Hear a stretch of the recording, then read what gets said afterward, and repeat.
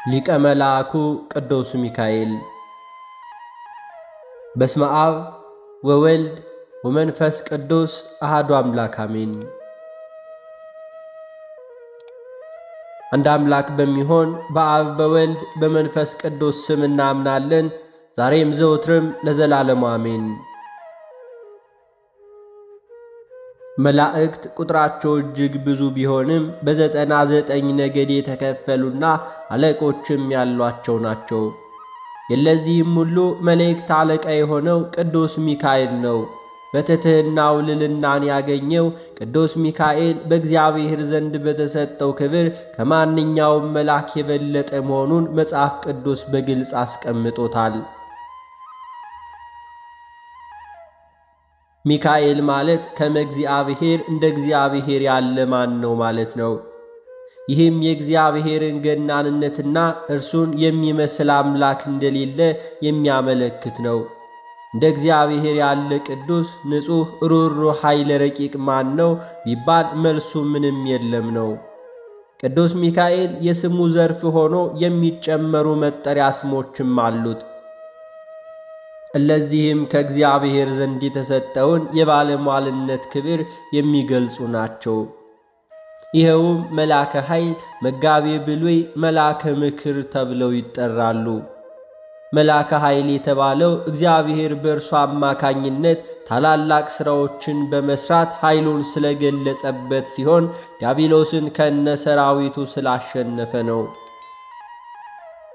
እንዲሁም መጋቤ ብሉይ የተባለበት ምክንያት ደግሞ በብሉይ ኪዳን ውስጥ ከእግዚአብሔር እየተላከ ብዙ ታላላቅ ሥራዎችን የሠራ በመሆኑ ነው።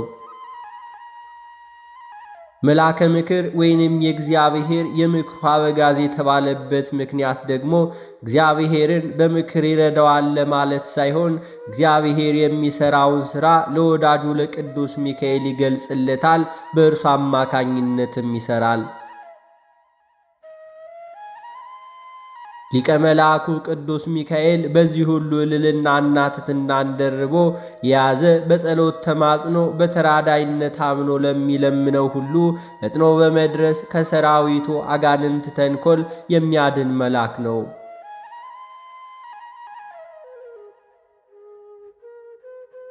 ወደ ቅዱስ መጽሐፍ ስንገባ ለቅዱስ ሚካኤል የተሰጠውን ክብርና ባለሟልነት እንዲሁም የሠራቸውን ሥራዎች እንመለከታለን።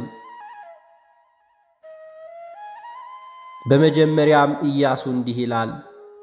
እንዲሁም ሆነ ኢያሱ በኢያሪኮ አጠገብ ሳለ ዓይኑን አንስቶ ተመለከተ።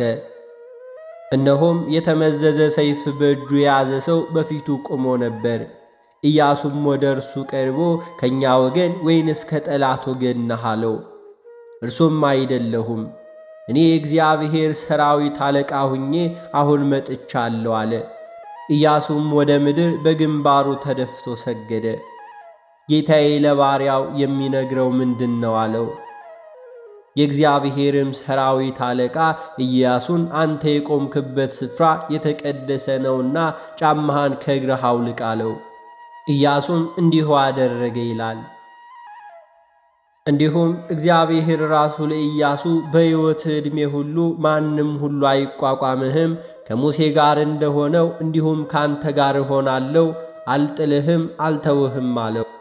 ይህንንም በማለት ምን ያክል ኢያሱን እንዳከበረው እንረዳለን። እስራኤላውያንን አሞራውያንን ሁሉ በወጉ ጊዜ ቀኑ ስለመሸባቸው ከመደበኛ የተፈጥሮ ሕግ ውጭ ቀኑ እንደ ጨለማና እንደ መዓልት ሁሉ እንዲረዝም ኢያሱ በጸሎት ፈጣሪውን ስለጠየቀ እግዚአብሔርም ጸሎቱን ሰምቶ ቀኑን አስረዝሞ ከሰማይ ሁሉ በረድ አዝንቦ ጠላቶቻቸውን በማጥፋት የፈጸመውን አስደናቂ ታምር እንዲህ ብሎ ጽፏል።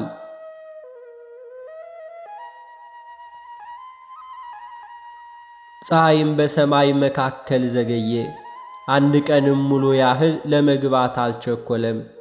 እግዚአብሔር አምላክ ለእስራኤል ይዋጋ ነበርና እግዚአብሔር የሰውን ቃል ልመና የሰማበት እንደዚህ ያለ ቀን ከዚህ በፊት ከዚህም በኋላ አልነበረም በማለት ኢያሱ ገልጾታል።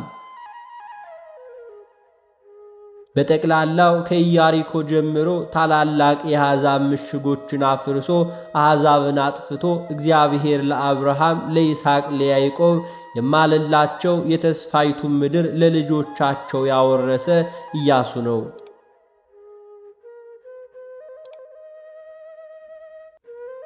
ይህ የእስራኤል መሪ በእጁ የተመዘዘ ሰይፍን ይዞ የተገለጸለት ቅዱስ ሚካኤል መሆኑን አላወቀም። ከቃሉ እንደምንረዳው ከእርሱ ወገን ወይንም ከጠላቶች ወገን የሆነ አንድ ወታደር መስሎት ነበር። መልአኩም በሰው አምሳል ስለተገለጸለት እርሱን አላወቀውም ነበር።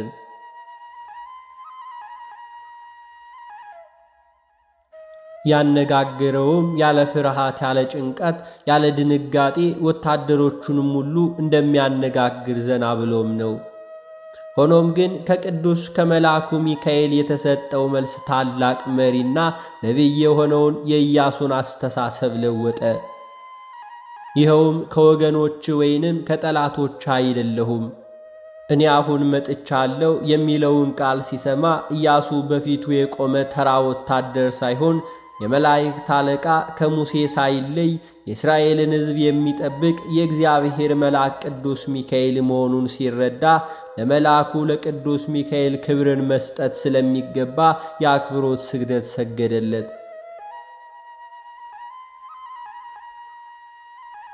ጌታዬ ለባሪያው የሚነግረው ምንድን ነው? ይህንም በማለት በትሕትና ጠየቀው። ጌታዬ አንተ ቅዱስ ሚካኤል ለኔ የባሪያህ ለኢያሱ የምትነግረኝ ምንድን ነው? ይህን ማለቱ የእግዚአብሔርን ክብር ለፍጡር መስጠቱ አይደለም። መላእክት ጌቶች ይባላሉ፣ ጌትነታቸውም የጸጋ ጌትነት ነውና።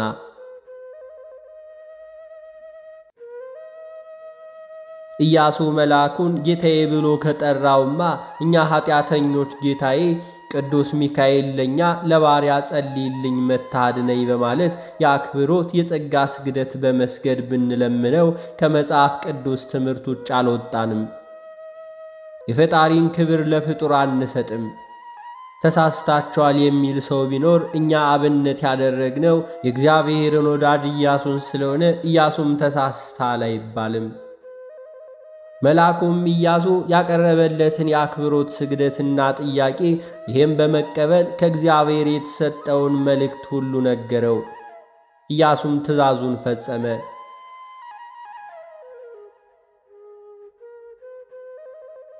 እግዚአብሔር አምላክ የሰራዊት ጌታ ተብሎ ይጠራል። ይህም ማለት መላእክትን ፈጥሮ የሚገዛቸው፣ የሚያዛቸው፣ የሚቀድሳቸው ማለት ነው። የእግዚአብሔር ሰራዊት አለቃ የሚለው ከፈጣሪ በታች በመላእክት ላይ በፈጣሪ የተሾመ ማለት ነው። መላእክት አለቃቸውን ያከብራሉ፣ ለእርሱም ይታዘዛሉ። ቅዱስ ሚካኤል የመላእክት ሁሉ አለቃ ስለሆነ ከትእዛዙ ሁሉ አይወጡም። ሰራዊተ መላእክት የሚያከብሩትና የሚታዘዙለት የመላእክት አለቃ ቅዱስ ሚካኤል እኛም እንደ ኢያሱ እናከብረዋለን፣ እንታዘዘዋለን። መላእክትን ማክበርና መታዘዝ እንደሚገባ እግዚአብሔር አምላክ እንዲህ ይላል። በመንገድ ይጠብቅ ዘንድ ወዳዘጋጀሁትም ስፍራ ያገባ ዘንድ እነሆ እኔ መላእክት በፊትህ እሰዳለሁ። በፊቱም ተጠንቀቅ፣ ቃሉንም አድምጥ። ስሜም በእርሱ ላይ ስለሆነ ኀጢአትን ብትሰሩ ይቅር አይልምና አታስመረሩት። አንተ ግን ቃሉን ብትሰማ ይህንን ሁሉ ያልሁህን ብታደርግ ጠላቶችን እጣላቸዋለሁ፣ የሚያስጨንቁህንም አስጨንቃቸዋለሁ። መልአኬ በፊት ይሄዳልና በማለት ለሙሴ ተናግሯል። ይህ ቃል ለአንድ ጊዜ ብቻ ለሙሴና ለሕዝቡ ተናግሮ ያበቃ ሳይሆን እስከ ዛሬና ወደፊትም የሚቀጥል ነው።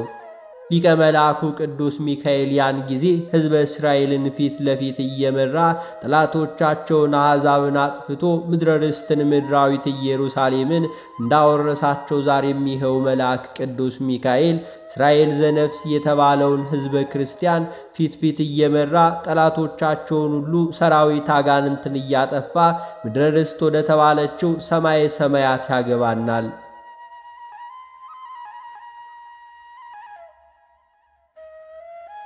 የእስራኤል ሕዝብ ታሪክ ለአዲስ ኪዳን ሕዝብ ምሳሌ ስለሆነ በታሪክነቱ ብቻ ተናግሮ የሚታለፍ አይደለም። ኦሪት ሰም ሲሆን ሐዲስ ኪዳን ደግሞ ወርቅ ነውና። ይህ የእግዚአብሔር ሰራዊት አለቃ ቅዱስ ሚካኤል ሕዝበ እስራኤልን ከግብፅ ባርነት ያወጣው በበረሃ 40 ዓመት እየመራቸው ምድረ ርስትን ያወረሳቸው መሆኑን በሌላ ስፍራ እንዲህ ይለዋል። በእስራኤል ሰራዊት ፊት ይሄድ የነበረው የእግዚአብሔር መልአክ ፈቀቅ ብሎ ወደ ኋላ ሄደ። የደመናውንም አምድ ከፊታቸው ፈቀቅ ብሎ ወደ ኋላቸው ቆመ። በዚህም መሠረት እስራኤልን እየመራ የነበረው የእግዚአብሔር መልአክ ቅዱስ ሚካኤል ነውና።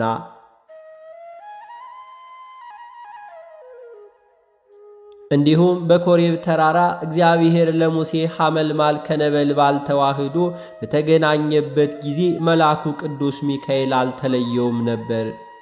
በኦሪት የእግዚአብሔር መልአክ እየተባለ የሚጠራው አብዛኛውን ጊዜ ቅዱስ ሚካኤል እንደሆነ ሊቃውንተ ቤተ ክርስቲያን ያስተምራሉ።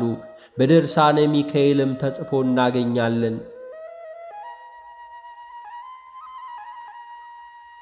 የእግዚአብሔር መልአክ ቅዱስ ሚካኤል እግዚአብሔርን በሚፈሩ ሰዎች ዙሪያ ይሰፍራል፣ ያድናቸውማል። የእግዚአብሔር መልአክ ቅዱስ ሚካኤል መጣ፣ ከአሞራውያን ሰፈር 185 ሺዎቹን ገደለ። ይህም በማለት ቅዱስ ሚካኤል ሕዝቅያስን እንዴት ሁሉ እንዳዳነው ተገልጿል። በአጠቃላይ ሊቀ መልአኩ ቅዱስ ሚካኤል ያልረዳው ቅዱስ የለም ሲባል ማጋነን አይሆንም።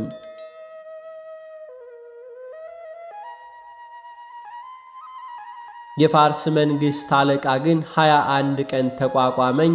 እነሆ ከዋነኞቹ አለቃ አንዱ ቅዱስ ሚካኤል ሊረዳኝ መጣ በማለት የቅዱስ ሚካኤልን ተራዳይነት ዳንኤል ገልጿል።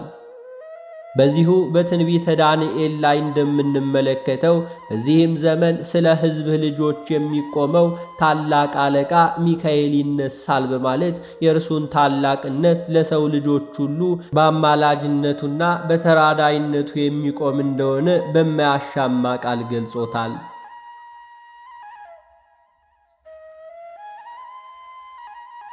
ከዚህም ሌላ ዲያብሎስ ከነ ሰራዊቱ በእግዚአብሔር አምላክ ላይ ባመፀ ጊዜ ከክብሩ ያዋረደው ወደ ምድር የጣለው ቅዱስ ሚካኤል ቅዱሳን መላእክትንም በመብራት ከዲያብሎስና ከሰራዊቱ ጋር ስላደረገው ጦርነትና ስለተቀዳጀው ድል ቅዱስ ዮሐንስ እንዲህ በማለት ገልጾታል።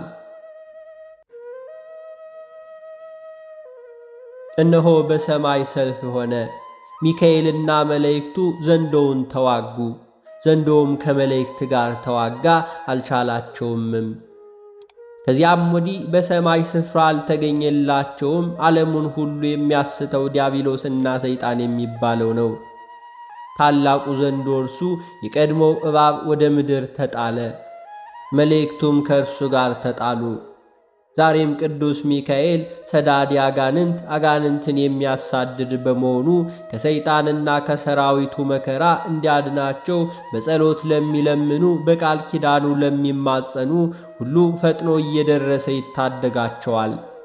እንዲሁም በዙሪያቸው እያከተመ አጥር ቅጥሩን ይጠብቃቸዋል፣ ከክፉ ነገር ሁሉ ያድናቸዋል። በመልእክተ ይሁዳ የመላእክት አለቃ ሚካኤል ግን ከዲያብሎስ ጋር በተከራከረ ጊዜ ስለ ሙሴ ሥጋ ሲነጋገር ጌታ ይገሥጽህ አለው። የስድብን ፍርድ ሊናገር አልደፈረም። ይህም በማለት ቅዱስ ሚካኤል ዲያብሎስን እንኳን እግዚአብሔር ይፍረድብህ ከማለት በቀር ሌላ ቃል አለመናገሩ ታጋሽነቱን ያሳያል።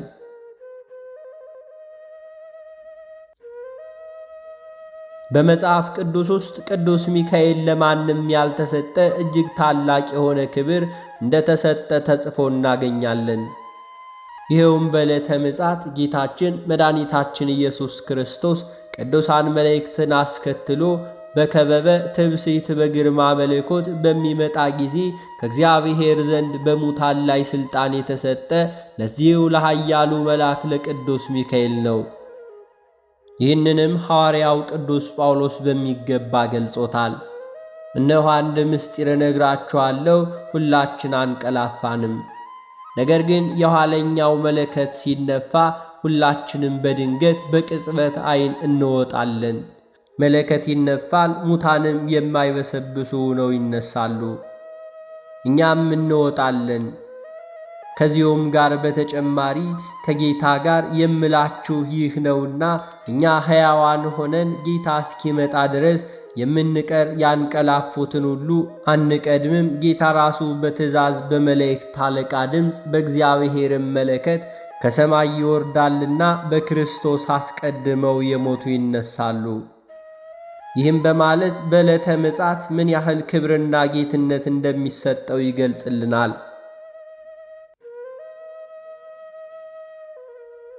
እንዲሁም የቤተ ክርስቲያን አባቶቻችን በየወሩ በ12 መታሰቢያውን እናደርግ ዘንድ አዘውናል።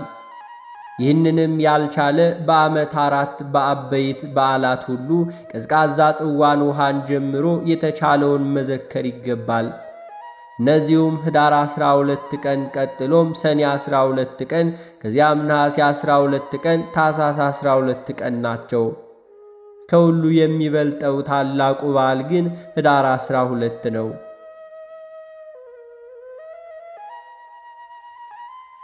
በዚህም ዕለት እግዚአብሔር በሰማይ ካሉ ሁሉ ላይ በላይ አድርጎ ሾመው። ስለ ትሕትናውና ስለ መታዘዙ ጌታውን ፈጣሪውን የካደውንና የበጎ ሥራውን ሁሉ ጠላት የሆነውን ሰይጣንን ድል ይነሣ ዘንድ ሥልጣን ሰጠው። በዚህም ዕለት እንዲሁ ከላይ እንደተገለጸው ሊቀ መልአኩ ቅዱስ ሚካኤል በታላቅ ክብር ሆኖ በንጉሥ ጩፍራ አምሳል ለነዌ ልጅ ለኢያሱ የታየበት ዕለት ነውና። በቅዳሴያችን ተውቦ ምሕረት ለሚካኤል ለሚካኤል ይቅርታ ይቅርታ ርኅራኄ ተሰጠው ይላል። ነቢዩ ሄኖክ ምሕረት ለሚካኤል መሰጠቱን ገልጾታልና ትሕትናውንና ታዛዥነቱን አስረድቷል።